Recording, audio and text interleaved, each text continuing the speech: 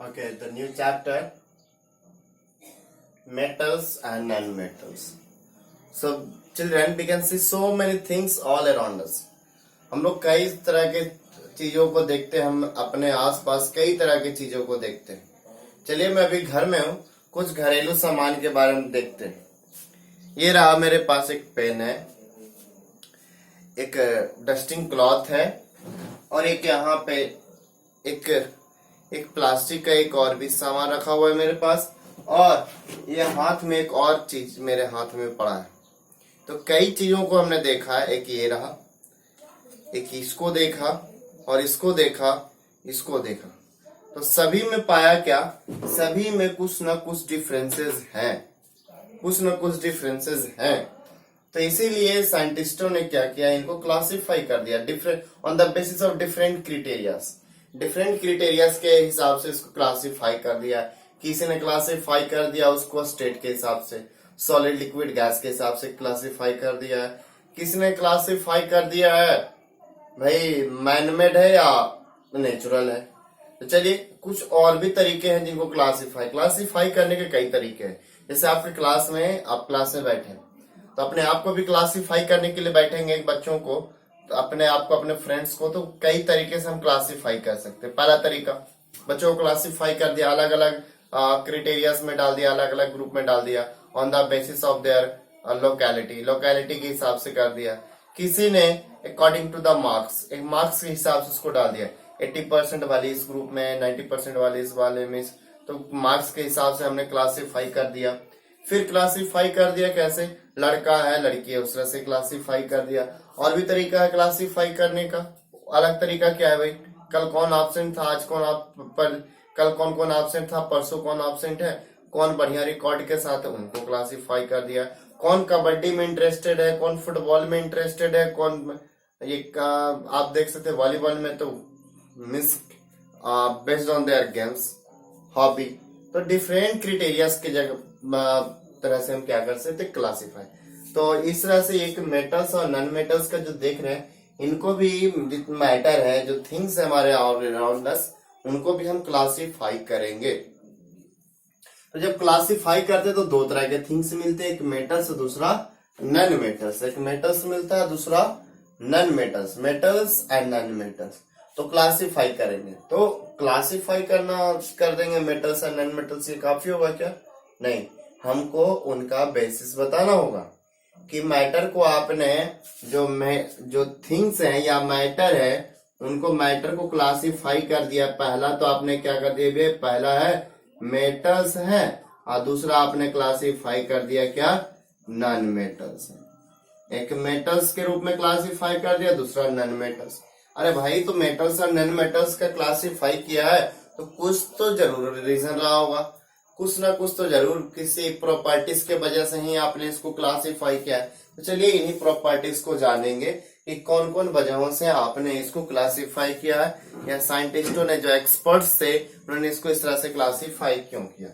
तो इनके क्लासिफाई करने के पीछे सबसे मेजर फैक्टर है इनके physical properties. Physical properties and chemical properties. Physical properties and chemical properties. तो आप देखेंगे क्या, इसका मतलब ये पक्का हो जाता है कि मेटल्स के जो फिजिकल प्रॉपर्टीज होंगे और नॉन मेटल्स के जो फिजिकल प्रॉपर्टीज होंगे दोनों अलग होंगे. अगर कुछ फिजिकल मेटल्स के जो फिजिकल मेटल्स में जितने भी थिंग्स आ गए, उनके सभी के सभी फिजिकल प्रॉपर्टीज कैसे होंगे, सिमिलर होंगे. नॉन मेटल्स के जो फिजिकल प्रॉपर्टीज होंगे वो सिमिलर होंगे. मेटल्स के फिजिकल प्रॉपर्टीज सेम होंगे, नॉन मेटल्स से मैच करेंगे.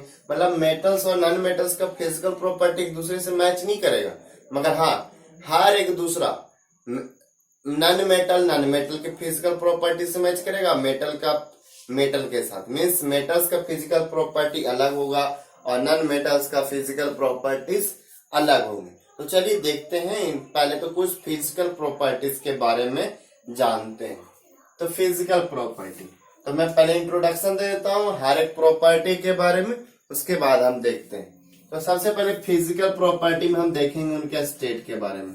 स्टेट, तो स्टेट आप जानते हैं, स्टेट ऑफ मैटर, मैटर की अवस्था। तो इनके पता है आपको, एक सॉलिड होता है, दूसरा लिक्विड होता है, और तीसरा जो हम जानते हैं गैसियस स्टेट होता है। Solid, liquid and gaseous state. फिर सॉलिड, लिक्विड, फिर लस्टर। लस्टर, लस्टर कौन सा प्रॉपर्टी आप लोग नोट करते जाएंगे। लस्टर प्रॉपर्टी क्या है, ये lustre property means what, matte lustre property, it is the physical property, the physical property, the physical property due to which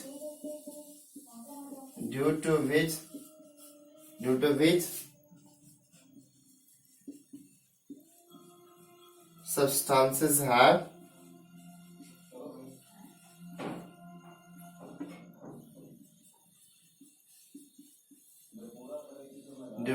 shiny appearance, मतलब शाइनी appearance। स्टेट हुआ, लस्टर हुआ, लस्टर का मतलब क्या हुआ, शाइनी appearance। फिर malleable, malleable, malleable, malleable means what, the property due to which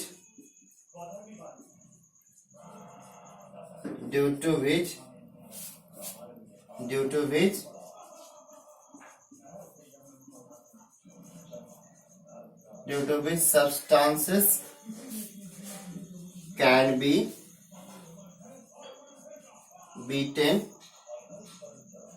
into thin sheet।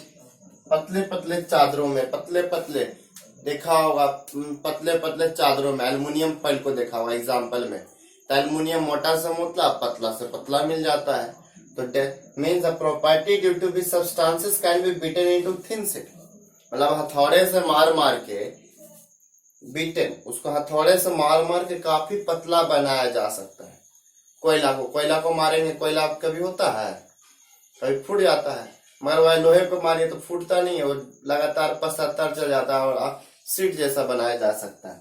तो malleable means the property due to which substances can be beaten into thin sheet, that is called malleable. Then ductility,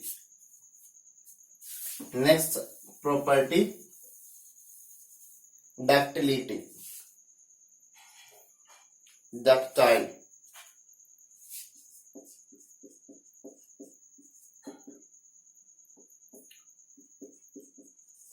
ductility, ductility means what, the property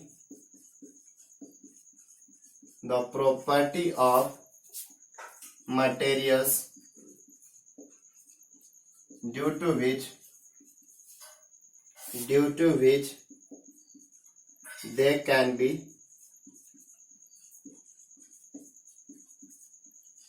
drawn into thin wires, thin wires के रूप में उसको क्या कर सकते हैं, draw कर सकते हैं, खींच खींच के। देखा होगा एल्युमिनियम का तार, देखा होगा एल्युमिनियम का देख सकते हैं, कॉपर का देख सकते हैं, आयरन का देख सकते हैं, गोल्ड का देख सकते हैं, सिल्वर का देख सकते हैं। पतले पतले तार में उसको क्या किया जा सकता है, खींच खींच के, गर्म करके खींच खींच के उसको क्या किया जा सकता है, पतले पतले तार के फॉर्म में कन्वर्ट किया जाता है। And that property is called ductility. कभी आप प्लास्टिक को आप देखा होगा कि डक्टिलिटी प्रॉपर्टी, तो मेटल्स को क्या कर सकते हैं, उसको थिन शीट में भी कन्वर्ट किया जा सकता है और खींच के लंबे लंबे तार के रूप में भी क्या किया जा सकता है, इजिली उसको कन्वर्ट किया जा सकता है। कोयले का एग्जाम्पल उठा लीजिए, क्या कोयले को खींच के आप बना सकते हैं, नेवर नेवर। उसको पीटेंगे तो टूट जाएगा और खींचेंगे तो भी टूट जाएगा। तो that can not be like that. तो डक्टिलिटी, बस अभी प्रॉपर्टी को ध्यान रखेंगे, फिर मेटल्स और नॉन मेटल्स के बारे में जानते हैं। मैलिएबिलिटी, फिर hardness,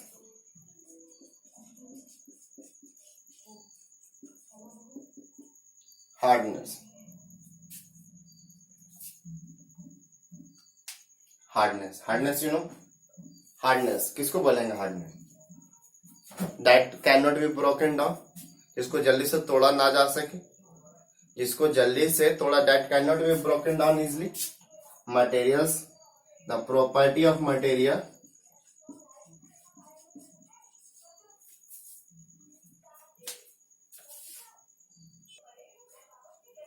so hardness, the property of material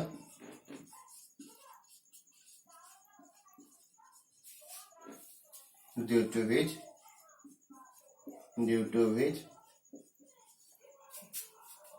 it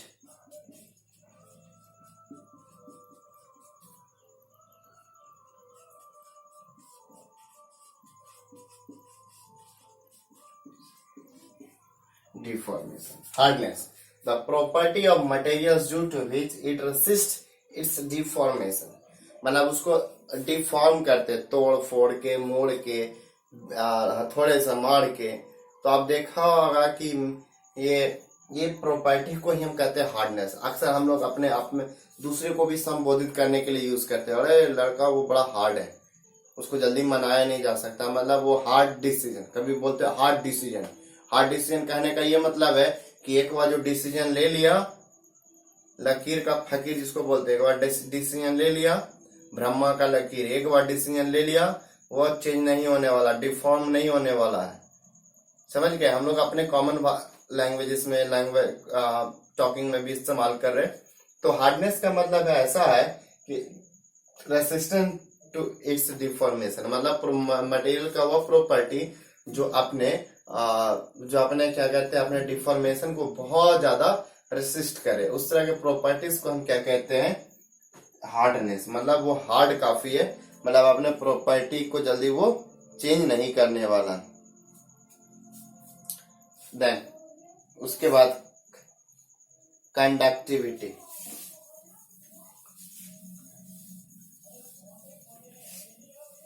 conductivity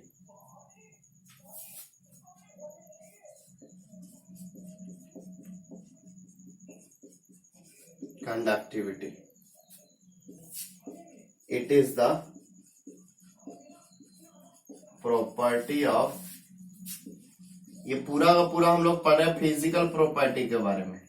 the property of materials due to which it allows the material due to which it allows the transfer of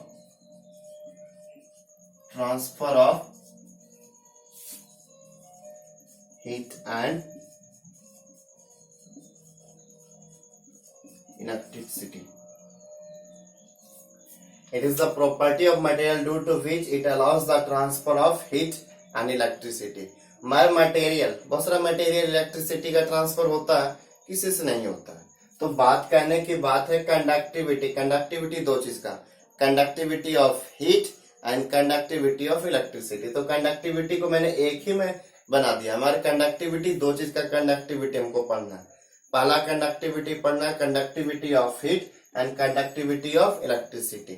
तो materials जो heat का transfer करते हैं उसको, and उस material को कहते हैं गुड कंडक्टर।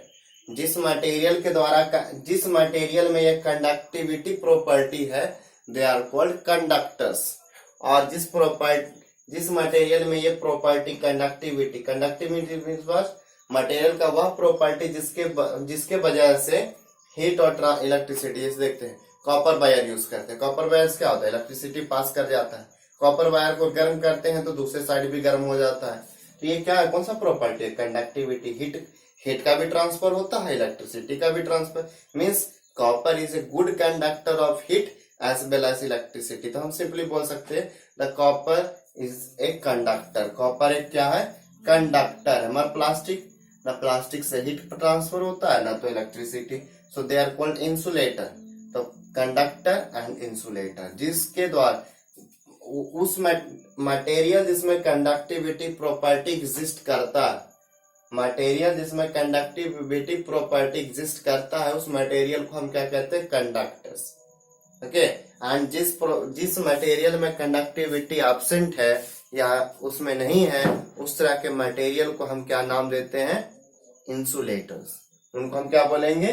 इंसुलेटर्स। कंडक्टर्स जिसके द्वारा इलेक्ट्रिसिटी पास करे, कंडक्टर्स, और जिसके द्वारा इलेक्ट्रिसिटी पास ना करे उसको क्या कहते हैं? Insulators. Now density.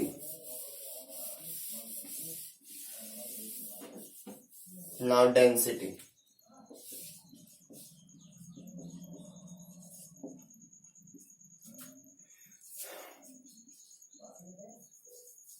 it is defined as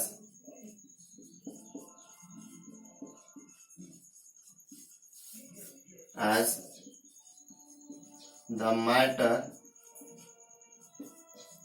per unit volume। मतलब per unit volume, it is defined as the matter per unit volume. Density कहने का ये मतलब हुआ, it is defined as the matter per unit volume. It is defined as the amount of matter per unit volume। It is defined as the amount of matter per unit volume। मतलब per unit volume में, मतलब एक unit volume, जैसे 1 metre square में, sorry 1 metre cube, क्योंकि volume का ऐसा unit क्या होता है? Metre cube. तो 1 मीटर क्यूब में कितना अमाउंट ऑफ मैटर है, मतलब उसमें कितना मास है? अमाउंट ऑफ मैटर, कितना मास है? अमाउंट ऑफ मैटर को ही मास कहते हैं। अमाउंट ऑफ मैटर, जिसको हम अमाउंट ऑफ मैटर को क्या कहते हैं? मास कहते हैं। मास पर यूनिट वॉल्यूम। तो अमाउंट ऑफ मैटर को हम मास कहते हैं। तो अमाउंट ऑफ मास, कितना मास है 1 मीटर क्यूब में, उसी को हम क्या कहते हैं? डेंसिटी। तो ये आपका क्या हो गया? डेंसिटी। तो ये थे कुछ प्रॉपर्टी जिसके बारे में आपको पढ़ना है। Then melting and boiling point.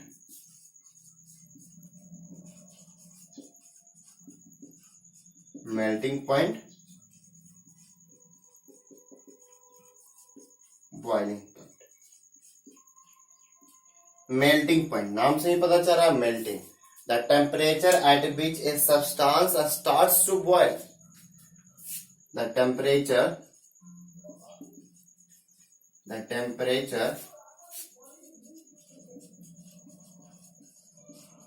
at which a substance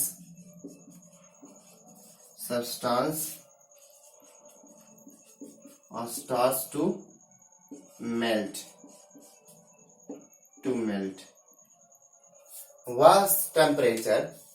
वह टेम्परेचर जिस पे कोई भी सब्सटेंस मेल्ट करना स्टार्ट कर दे, that is called its melting point. वो क्या हो गया? उसका मेल्टिंग पॉइंट। इसी तरह से similarly the temperature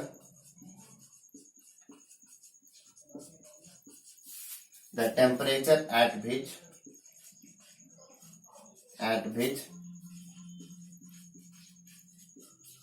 substance starts to boil। वह टेम्परेचर जिस पे सब्सटेंस क्या करना स्टार्ट कर दे, उसमें बॉइलिंग होना स्टार्ट हो जाए, मतलब वो बॉइल करना स्टार्ट कर दे।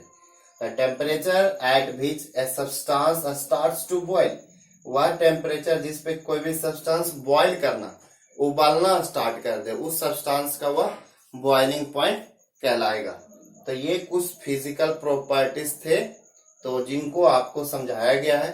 अब ये फिजिकल प्रॉपर्टीज से अब हम लोग मेटल्स और नॉन मेटल्स के फिजिकल प्रॉपर्टीज से जोड़ कर देखेंगे। तो ये इनको आप नोट करेंगे और पढ़ेंगे।